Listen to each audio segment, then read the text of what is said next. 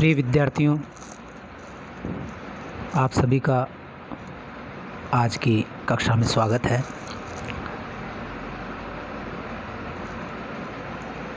स्नातक हिंदी साहित्य के अंतिम वर्ष के विद्यार्थियों के लिए हिंदी नाटक और निबंध का इतिहास पर हम आजकल बातचीत कर रहे हैं। और हिंदी नाटक, जिससे हिंदी गद्य की शुरुआत मानी जाती है, उसका उद्भव, विकास और इतिहास और उसकी जो प्रगति है, उसको हम पिछले कुछ वीडियोज़ में, पिछली कुछ कक्षाओं में समझने का प्रयास कर रहे हैं। और इसी क्रम में हम हिंदी नाटक का स्वातंत्र्योत्तर युग का जो विकास है, उसको समझने का आज प्रयास करेंगे। पिछले वीडियोज़ में हमने ये जाना कि किस प्रकार से हिंदी नाटक के जन्मदाता भारतेंदु हरिश्चंद्र रहे, जिन्होंने नाटक को समकालीन समस्याओं से जोड़ा और उसे अभिनेता की दृष्टि से भी परिपूर्ण बनाया। उनके सभी नाटक, चाहे वो भारत दुर्दशा हो, चाहे वो अंधेर नगरी हो, चाहे वह सत्य हरिश्चंद्र हो, या विशस्य विषमनोस्तम जैसा नाटक हो, वेदे की हिंसा, हिंसा न भवति जैसे नाटक हो, उनका प्रचुर मात्रा में समकालीन रंगकर्मियों ने मंचन किया। और आज भी विद्यालयों में छात्र छात्राएं अंधेर नगरी और सत्य हरिश्चंद्र नाटकों का मंचन करते हैं। इसी क्रम में हमने बाद में देखा कि हिंदी नाटक को एक अलग पहचान दिलाने में जयशंकर प्रसाद का भी योगदान रहा। प्रसाद जी ने हिंदी नाटकों को एक इतिहास के गौरवशाली अतीत से जोड़ने का काम किया और उनके नाटक प्रतिक्रियावादी कहलाए और पुनरुत्थानवादी कहलाए और प्राचीन समय का जो गौरव है, उसको नाटकों के माध्यम से अभिव्यक्त करने का काम जयशंकर प्रसाद ने किया। यद्यपि उनके नाटक रंगमंचीयता की दृष्टि से कमज़ोर कहे जाते हैं, लेकिन बाद में जब आधुनिक रंग तकनीकों का विकास हुआ तो उनके नाटकों का स्कंदगुप्त, चंद्रगुप्त, ध्रुव स्वामिनी का मंचन संभव हो सका। इसी क्रम में हमने पढ़ा कि एक प्रमुख व्यक्तित्व के रूप में मोहन राकेश आते हैं और मोहन राकेश किस तरह से हिंदी नाटक को आधुनिक व्यक्ति की समस्याओं से, उसके तनावों से, संघर्ष से और समकालीन समाज की जो विसंगतियां हैं, विडंबनाएं हैं, उनसे जोड़ने का काम मोहन राकेश करते हैं। और उनके तीनों ही नाटक, आषाढ़ का एक दिन, लहरों के राजहंस और आधे अधूरे, और साथ में उनके एकांकी अंडे के छिलके, रंगमंच और अभिनय की दृष्टि से बहुत ही सफल रहे। आज इसी क्रम को हम आगे बढ़ाते हुए कुछ अन्य नाटककारों और उनके नाटकों पर बातचीत करेंगे। सबसे पहले हम बात करते हैं सुरेंद्र वर्मा की। सुरेंद्र वर्मा के बारे में कृष्णदत्त पालीवाल लिखते हैं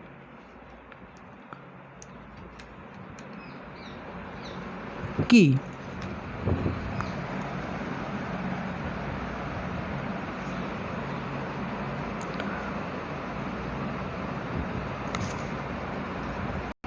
कृष्णदत्त पालीवाल ने लिखा है कि स्वातंत्र्योत्तर नाटक में ऐतिहासिक व पौराणिक नाटकों की भरमार रही है और मिथकों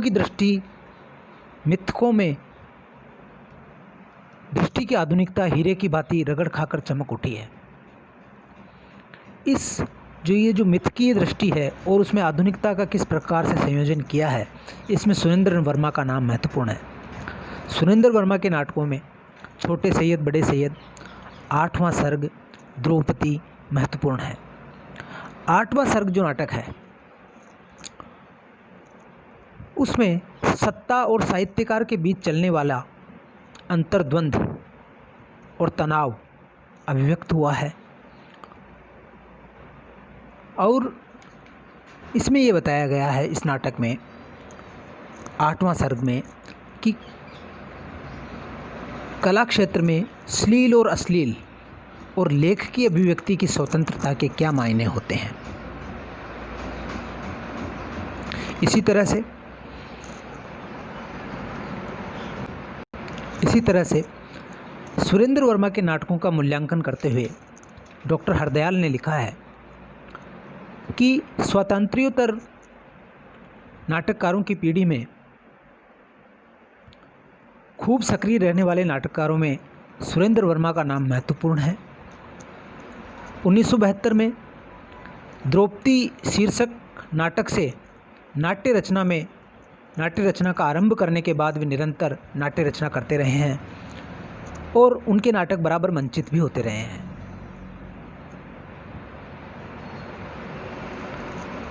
उनके कुछ प्रमुख नाटक हैं छोटे सैयद, बड़े सैयद, द्रौपदी 1972, आठवां सर्ग, सेतुबंध, शकुंतला की अंगूठी, कैद-ए-हयात 1993 आदि। उन्होंने अपने अधिकांश नाटकों में काम संबंध के विभिन्न रूपों और अनुभवों को प्रस्तुत किया है। सुरेंद्र वर्मा, जो कि एक प्रसिद्ध नाटककार के साथ एक सुप्रसिद्ध उपन्यासकार भी है, और उनका उपन्यास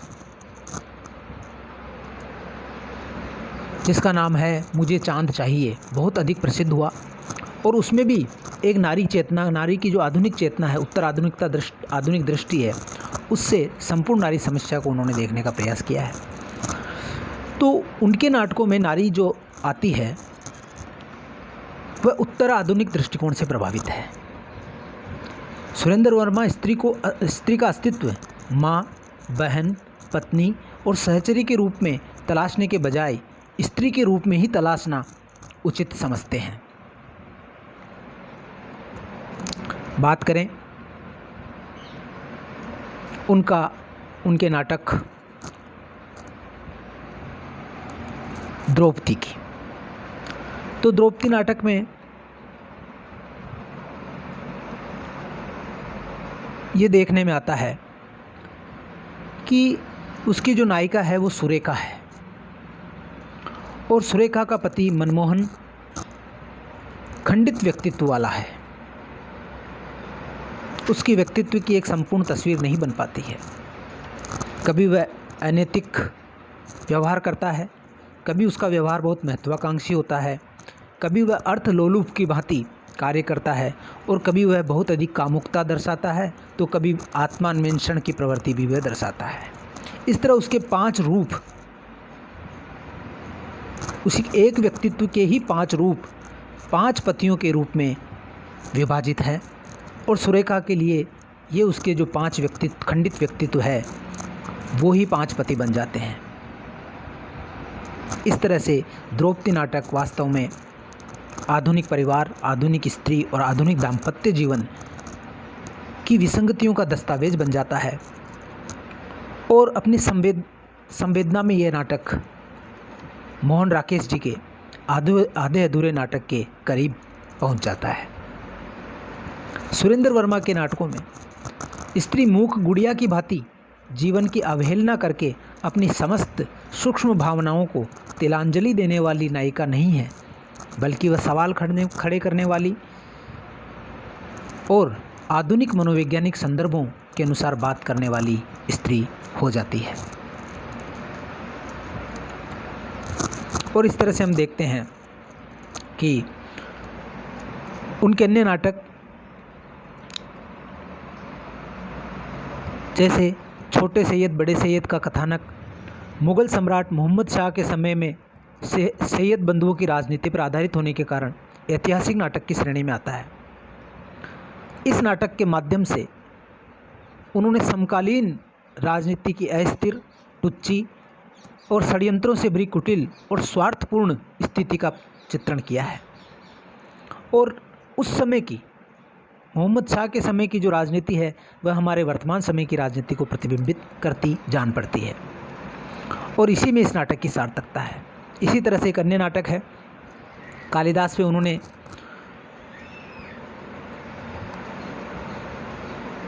तीन नाटक लिखे हैं, सेतुबंध, आठवां सर्ग और शकुंतला की अंगूठी। तो ये जो शकुंतला की अंगूठी नाटक है वह अभिज्ञान शाकुंतलम के रिहर्सल के दौरान दुष्यंत और शकुंतला की भूमिका निभाने वाले पात्रों के प्रेम और बिना किसी हायतोपा या मनमुटाव के अलग होने और अपनी अपनी दुनिया में मग्न हो जाने को नाटक की अंतर्वस्तु बनाया है, जिससे संकेतित होता है कि आधुनिक काल में स्त्री पुरुषों के संबंधों और उनके संबंध मूल्यों में कितना परिवर्तन आ गया है। इसी तरह से उनका एक अन्य नाटक है कैद ए हयात, जो 1993 में आया। वो मिर्ज़ा गालिब की ज़िंदगी पर आधारित है। इस नाटक में मिर्ज़ा गालिब की आर्थिक विपन्नता, नासमझ पत्नी, कर्ज देने वालों द्वारा डिग्री करार देने को नाट्य वस्तु के रूप में प्रस्तुत किया गया है। गालिब के तनावपूर्ण और फाका मस्ती वाले जीवन को प्रस्तुत करने में नाटककार सफल रहा है। इस नाटक की भाषा अरबी फारसी शब्दों की भरमार है और ये चीज़ हमें देखने में मिलती है कि अपने संपूर्ण नाट्य रचना में सुरेंद्र वर्मा लगातार प्रयोगशील रहे और उन्होंने कथानक और शैली की दृष्टि से परिवर्तन किए हैं।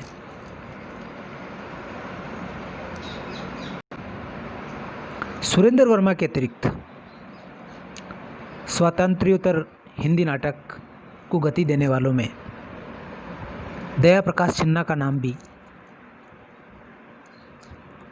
महत्वपूर्ण है।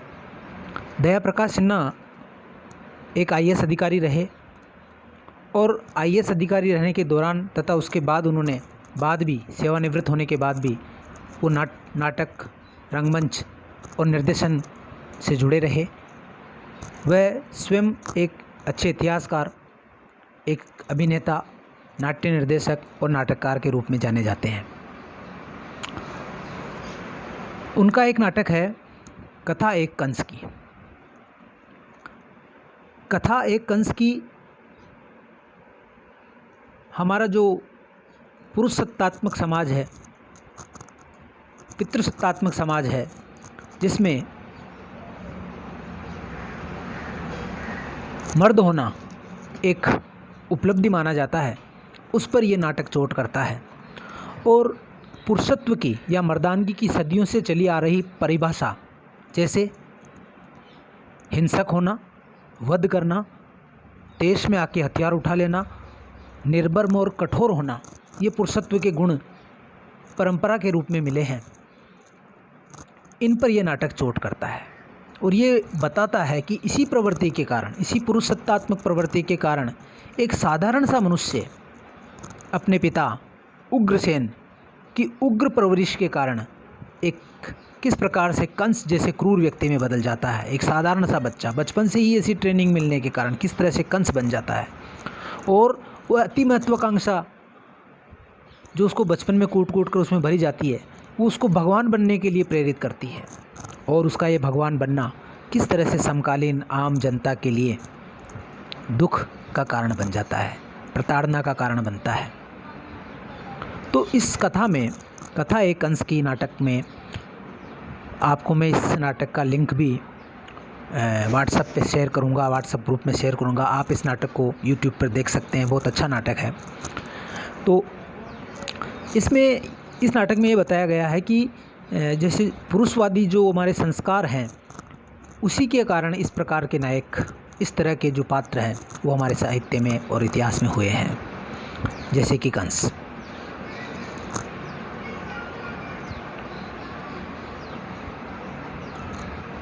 कथा एक कंस की नाटक जब आप देखेंगे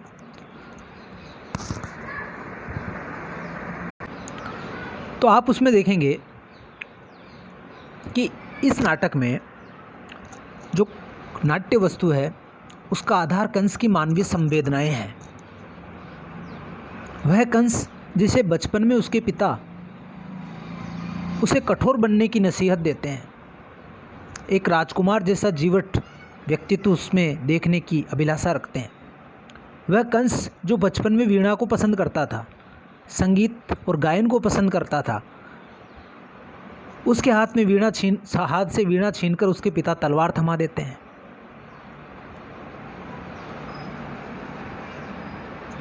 वह कंस जो अपनी बहन देवकी से बहुत प्रेम करता था और बचपन में एक बार जब देवकी की गुड़िया खो जाती है तो उसे ढूंढने के लिए वह नदी में कूद जाता है।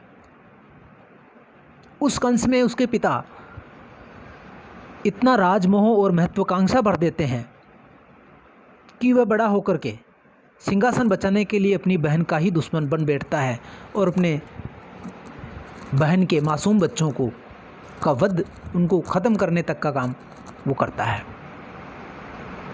आपने कृष्ण लीला देखी होगी जिसमें वो देवकी और उसके पति वासुदेव दोनों को जेल में बंद रखता है और उनके साथ बड़े अत्याचार करता है, उनके बच्चों को ख़त्म करता है, मारता है। तो इस प्रकार से कंस का व्यक्तित्व किस प्रकार से किन परिस्थितियों में विकसित हुआ, इस पर नाटककार बात करता है। और ये कहीं ना कहीं हमारी जो ये सामाजिक एक संस्कार है, पुरुषत्व का संस्कार, मर्दानगी का जो संस्कार है, उससे ये नाटक सीधा जुड़ता है। और आज भी हम अपने लड़कों की परवरिश में उसी ढर्रे पर चल रहे हैं। सांचे बने हुए हैं कि लड़के को इस तरह दिखना चाहिए, लड़की को इस तरह दिखना चाहिए, लड़के को आक्रामक होना चाहिए। तो ये जो चीज़ें हैं यही हमारे समाज में अपराधों का कारण बनती हैं। आज कोई लड़का जब रोता है, सार्वजनिक रूप से आंसू बहाता है, तो उसको ताना देते हैं कि तुम मर्द होकर के रो रहे हो, तुम तो बहादुर बनो क्योंकि तुम मर्द हो। तो ऐसी जो सोच है वही ऐसे कंस पैदा करने का कारण बनती है।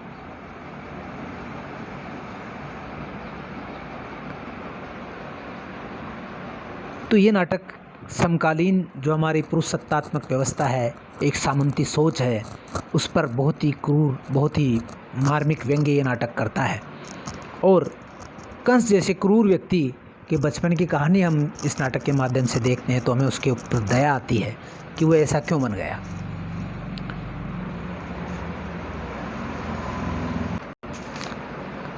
दया प्रकाश सिन्हा के अन्य नाटकों की बात करें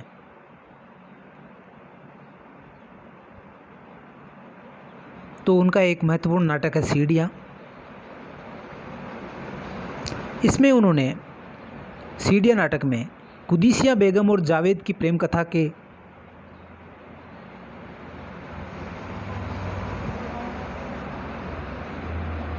कथानक पर नाटक लिखा है। इस नाटक में प्रेम कथा गौण हो गई है और मोहम्मद शाह रंगीले के समय उभर करके सामने आ गया है।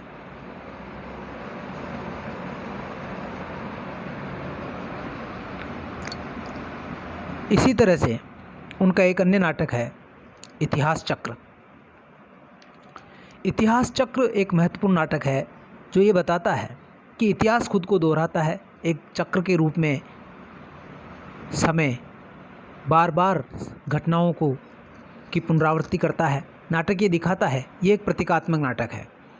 इस नाटक में हम देखते हैं कि इतिहास के हर युग में काम केवल जनता करती है और शोषण भी हर बार जनता का ही होता है।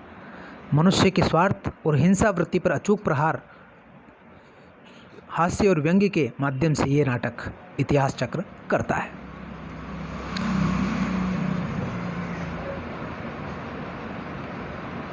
इसी तरह से एक महत्वपूर्ण नाटक है गिरिराज किशोर का प्रजा ही रहने दो। प्रजा ही रहने दो नाटक की शुरुआत पांडवों को दुर्योधन द्वारा दूत क्रीड़ा के लिए आमंत्रित करने की चर्चा से होती है। इसके बाद जुए का खेल होता है और जो युद्ध के मैदान तक पहुंचता है। युद्ध के मैदान में कौरवों की हार होती है। इसके बाद गांधारी, कुंती और द्रौपदी का आपसी संवाद होता है, जिसमें युद्ध के कारण और नतीजों पर वे चर्चा करते हैं कि किस प्रकार से एक दूत क्रीड़ा के बाद में किस प्रकार से इतना बड़ा महाभारत हुआ और एक ही परिवार के लोग मारे गए। गांधारी उस बातचीत के दौरान कहती है कि कुंठा के कारण कैसे कुल का सर्वनाश होता है, इस युद्ध ने सिखा दिया है। और द्रौपदी कहती है कि उन्हें प्रजा रहने दिया जाता और युद्ध में शामिल नहीं किया जाता तो शायद यह न होता, इसलिए उन्हें प्रजा ही रहने दो, सत्ता के खेल में मत घसीटो। यह नाटक इस बात पर महत्वपूर्ण रूप से टिप्पणी करता है। बात अगर गिरिराज किशोर के अन्य नाटकों की करें तो उनका नाटक नरमेध 1970 में प्रकाशित हुआ। उसके बाद उनके अनेक नाटक आए, जिनमें चेहरे चेहरे किसके चेहरे 1983, केवल मेरा नाम लो 1984, जुर्म आयद 1987, काठ की तोप 2001 नाटक उनके प्रकाशित हुए।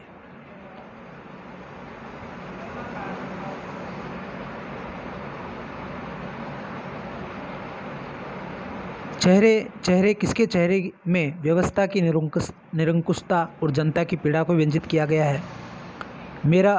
केवल मेरा नाम लो में इडिपस कॉम्प्लेक्स यानी मात्र मनोग्रंथि को प्रस्तुत किया गया है। जुर्म आयद में न्याय व्यवस्था की जड़ता पर कटाक्ष है, तो काठ की तोप में बाजारवाद पर। गिरिराज किशोर मूलतः कथाकार हैं, जिन्होंने पहला गिरमिटिया जैसा उपन्यास भी लिखा है। बहुत प्रसिद्ध हुआ उनका ये उपन्यास। कथाकार होते हुए भी वे नाटक को रंगमंच पर सफल बनाने में कृतकार्य हुए, क्योंकि उनके नाटकों में व्यवहारिक और आधुनिक रंगमंचीय प्रवृत्तियों का अच्छा प्रयोग किया गया है। ऐसा विचार उनके नाटकों पर डॉक्टर हरदयाल का है। इसी तरह एक और महत्वपूर्ण नाटककार हैं मणिमधुकर।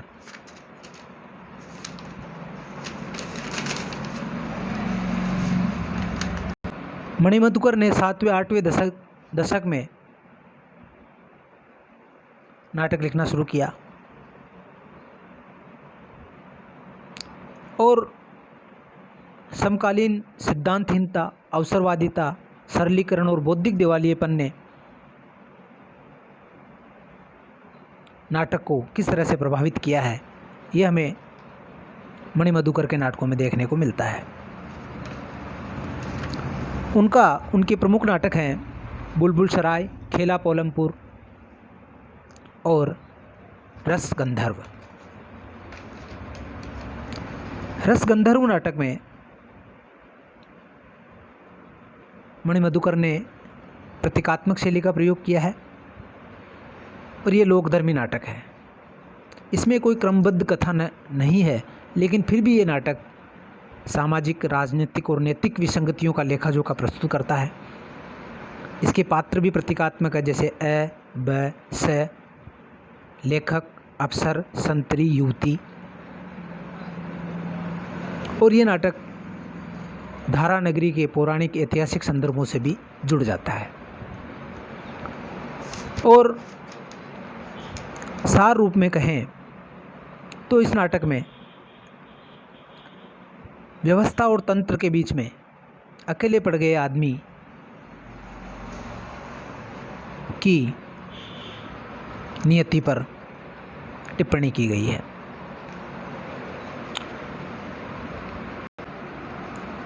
इसी तरह से ज्ञानदेव अग्निहोत्री का शतुर्मुर्ग नाटक आता है और सर्वेश्वर दयाल सक्सेना का बकरी नाटक भी इसी दौरान आता है, जो बहुत प्रसिद्ध होता है।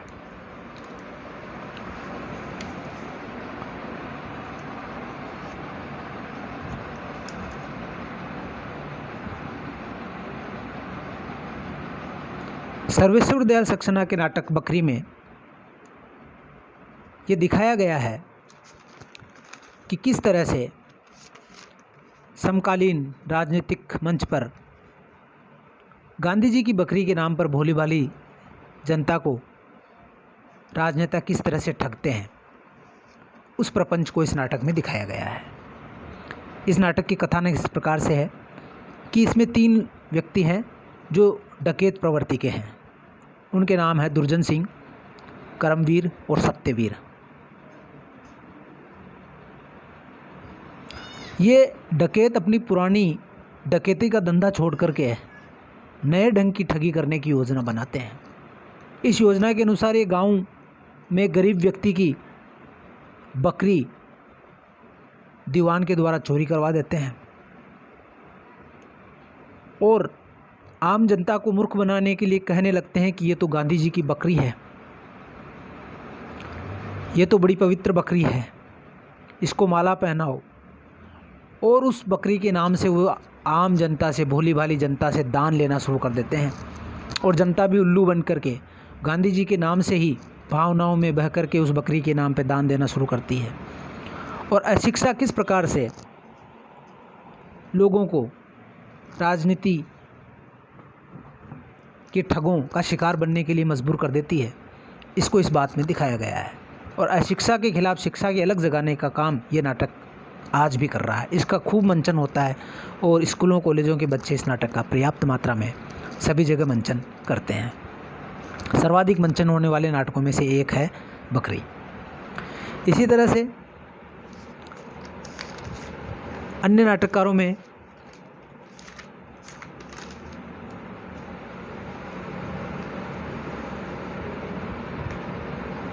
शरद जोशी भी हैं। शरद जोशी के नाटकों में एकता गधा उर्फ अल्लादाद खां अंधों का हाथी प्रसिद्ध है। इसमें से एकता गधा नाटक बहुत अधिक मंचन होता है, मंचित हुआ है और ये आज के दौर पर सटीक बैठता है। इस नाटक में एक नवाब है जो चाहता है कि हर तरफ उसी के जयकारे गूंजे और जनता में केवल उसी की चर्चा हो। एक दिन उसे पता चलता है कि अल्लादाद खां का इंतकाल हो गया है। वह तय करता है कि वह भी उसके जनाजे में शरीक होगा। सब इंतजाम हो जाते हैं। शव यात्रा का आंखों देखा हाल टेलीविज़न पर दिखाने की पूरी तैयारी होती है, क्योंकि उस शव यात्रा में वो भी शामिल हो रहा है, नवाब भी शामिल हो रहा है, इसलिए टेलीविज़न का उस लाइव टेलीकास्ट करने की तैयारियां हो जाती है। पूरा तामझाम होता है। इस बीच उसे पता चलता है कि अल्लादाद खां नाम का कोई आदमी नहीं मरा है, बल्कि अल्लादाद एक धोबी के गधे का नाम था जो मर गया है। ये बात सुनकर के नवाब परेशान हो उठता है। जो सारी तैयारियां हो गई थी, खूब पैसा खर्च हो गया था, प्रचार भी खूब हो गया था, माहौल बन गया था, लेकिन जनाजा किसका निकाला जाए, ये बड़ी समस्या हो जाती है। वह नवाब कोतवाल को बुलाता है, जिसने ये खबर दी थी कि अल्लादाद खां मर गया है। कोतवाल अपनी जान बचाने के लिए बस्ती से किसी गरीब अल्लादाद नाम के आदमी को पकड़ कर लाता है और इज्जत बचाने के लिए उस गरीब को मारकर उसका जनाजा निकाल देते हैं। और इस तरह से नवाब की इच्छा पूरी हो जाती है। और ये नाटक बड़ा ही व्यंग्य करने वाला, चोट करने वाला नाटक सिद्ध होता है। समकालीन व्यवस्था पर बहुत ही बड़ा व्यंग्य ये नाटक करता है। तो इस तरह से शरद जोशी भी हास्य व्यंग्य और प्रहसन टाइप के नाटक लिखने वालों में एक महत्वपूर्ण नाम है। इसी तरह से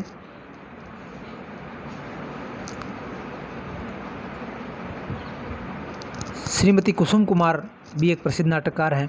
उनके कुछ नाटक इस प्रकार से हैं: दिल्ली ऊंचा सुनती है, संस्कार को नमस्कार, रावण लीला, जो कि रंगमंच की दृष्टि से बहुत ही सफल रहे हैं।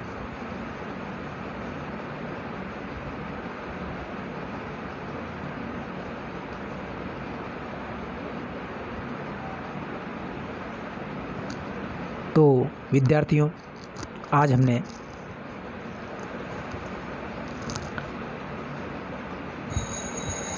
स्वतंत्रोत्तर हिंदी नाटक को विकसित करने में अपना योगदान देने वाले कुछ प्रमुख नाटककारों, क्योंकि सबको हम यहाँ पर उनकी विवेचना नहीं कर सकते, उन पे बात नहीं कर सकते, उनमें से जो